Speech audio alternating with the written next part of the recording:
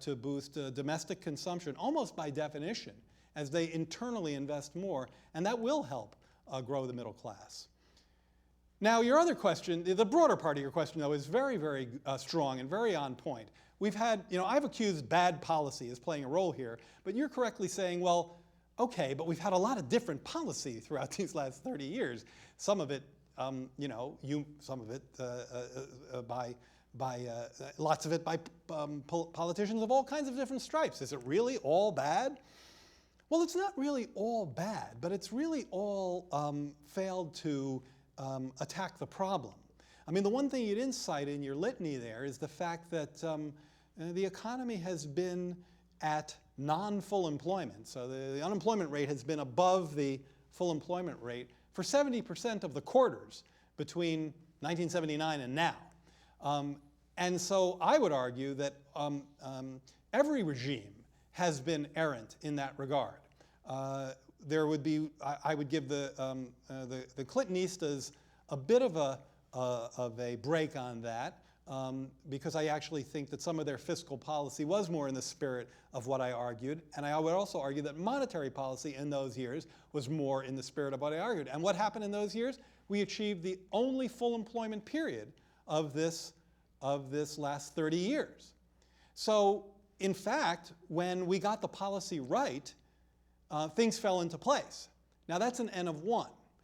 So your question is still well taken. But I can point to that period and say, here's a period where we invested in low-income people, we raised the minimum wage, yes, we lowered the budget deficit, but we really stopped worrying about that in the mid-90s, and it was growth that led us to surplus. And I can prove that. It was growth that led it to surplus, not fiscal changes. And the monetary authorities stopped believing that the Nehru was 6% and allowed the unemployment rate to fall much further. So I think I have one case where I can make my argument.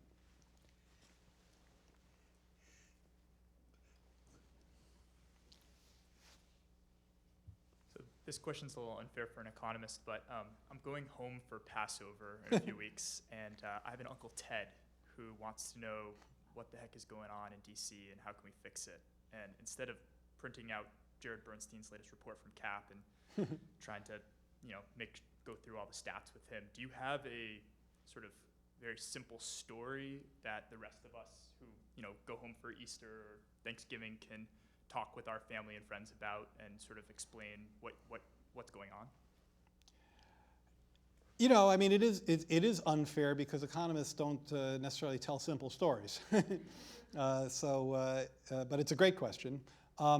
By the way, it's funny you should put it that way because I have a blog, jaredbernsteinblog.com, and I have many installments which you might enjoy, and others might enjoy as well. Many installments called Pesky Brother-in-Law.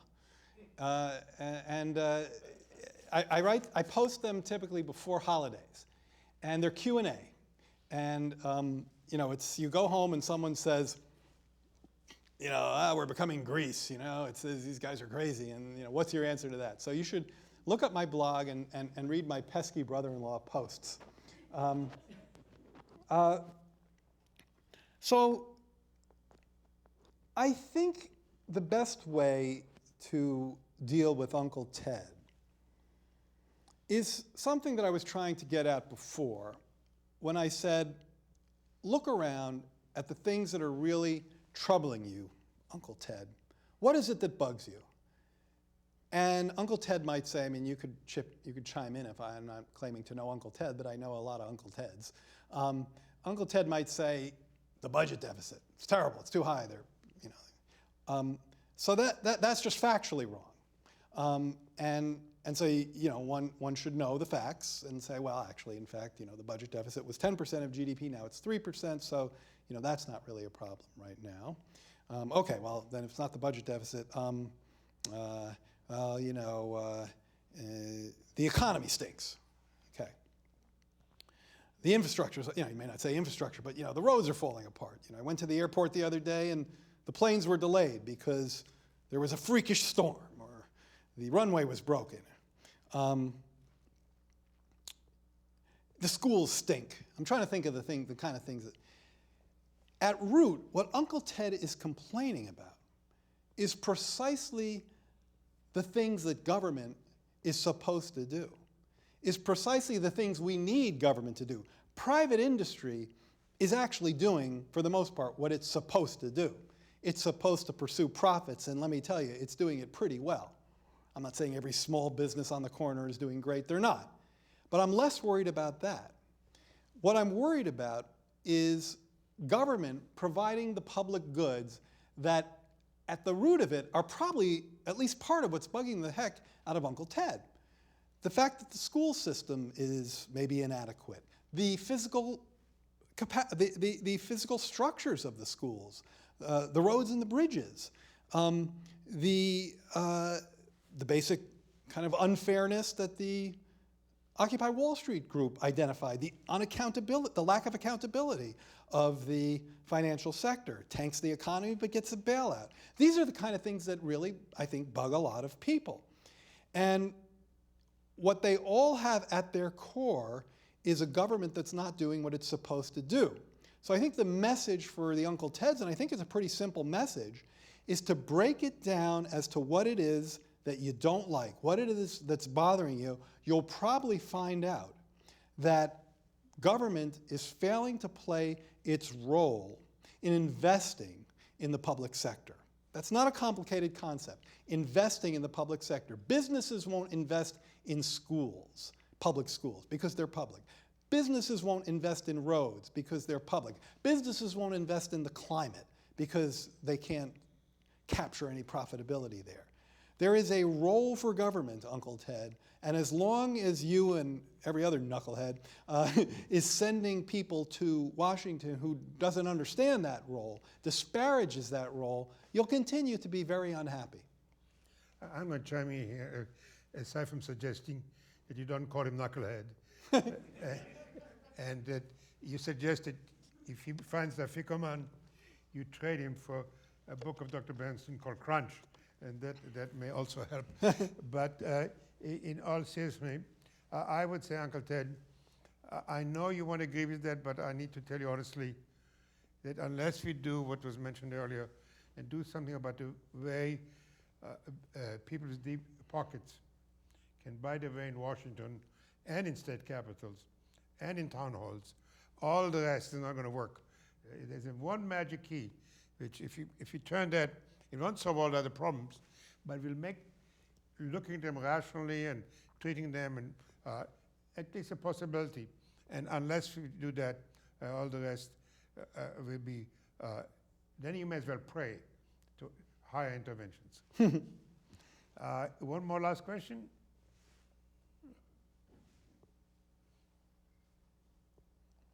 So I actually have two questions for you. So the first one you kind of alluded to earlier about the financialization of the economy.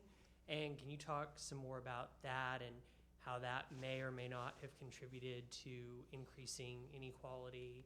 And then my other question is, you're at a university, student loan debt has increased dramatically. Most media reports say that it now has surpassed credit card debt in the United States.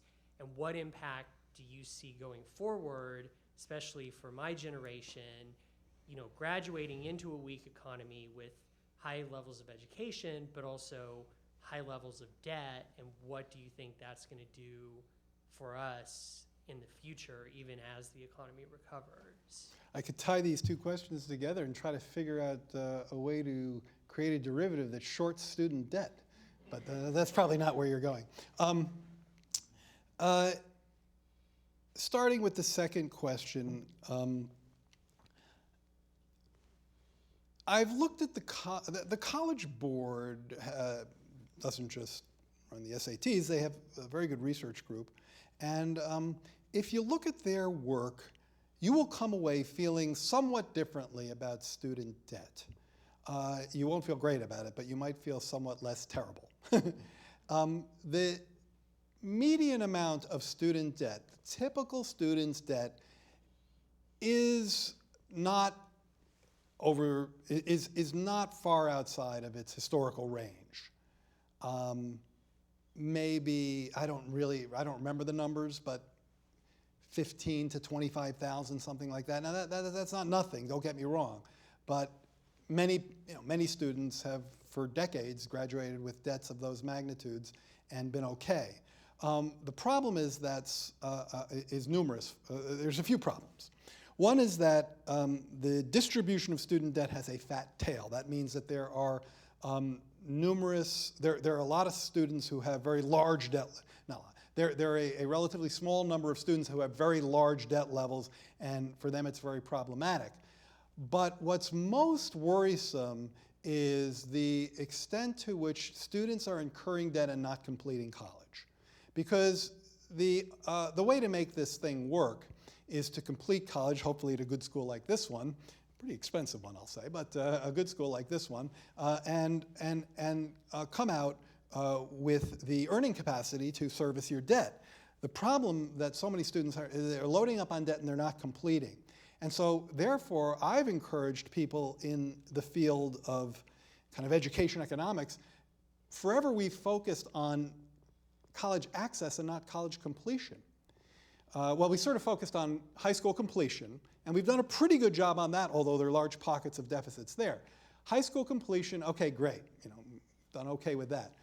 College access, well, we've done okay with that. And then you think you wash your hands. No, you have to worry about college completion. Because not only do we fail to supply our labor force with the skilled workers we need if kids don't complete college, but they end up with unsustainable debt burdens. So I don't think the story is dire for the median student, but I do think it's dire for the extreme student and for the non-completers. Financialization and the role that it's played. Well, over the period of, let's take the 2000s. The 2000s, the business cycle of the 2000s was a uniquely lousy business cycle. I mentioned that in the 1990s, I told the gentleman who asked a good question before, that in the 1990s, we really did achieve full employment and lots of good things happened. In the 2000s, growth was quite slow in historical terms. Employment growth was the slowest it's ever been on record in terms of a business cycle. Unemployment came down pretty good, but that had a lot to do with weak labor force participation. The trade deficit was large, inequality soared, and we had the financial sector played a much larger role in the economy than it ever had before. It's on a secular path. It's continuously grown as a share of GDP, but it grew quickly and became not only large as a share of the economy relative to its past shares in the 2000s, but it very much reinforced this shampoo economy problem, which is bubble, bust, repeat, where you have a financial sector that innovates in ways that are underregulated, leading to the underpricing of risk, such that the underwriting of a mortgage in Cleveland becomes a systemic economic problem. The deregulation of the financial sector led to a mispricing of one of the most critical variables in an economy, which is risk. Risk has to be appropriately priced, otherwise too many people will become too leveraged. And we had a financial system that was incentivizing leverage. It led to a housing bubble that imploded to the tune of $8 trillion of wealth that evaporated. That led to the deepest recession since the Great Depression. So there's your financialization problem. A sector that grew, I think, quickly, a sector that grew, I guess I would say, too quickly relative to its contribution to actual productivity growth, relative to its contribution to the wages and incomes of lots of people, relative to its the role it played in underpricing risk, relative to its role in a large bubble, relative to its role in helping to create the worst recession we've seen in 80 years. And I am happy to see financial reform in place to try to dampen this financialization problem as we go forward. But it has to be watched vigilantly, because this gets back to the very good question that was asked by the fellow there in the fourth row or so. Haven't we just seen bubble after bubble? And in fact, we have. So if we fail to learn the lessons that this excessive financialization and risk underpricing have taught us, we'll be right back there again. We passed Dodd-Frank financial reform, but the lobbyists are already trying to tear it apart. That's another reason why I'm glad to see Chairwoman Janet Yellen looks like she's taking this very seriously. If we don't take these issues of financialization, risk underpricing, systemic global risk seriously, we'll be right back here again eventually. Well, as Dean Newcomer earlier told you, this is our first forum, and so we're particularly grateful to you for setting a very high standard for discussion we hope to have here. It will put a burden on others to follow, but today we are immensely beneficiary of a very thorough and academic treatment. We all know that you have another side. We have your blog and your witty and your popular side, but you left it at home and gave us today the full academic treatment, which was exactly right. Good, and very much appreciated.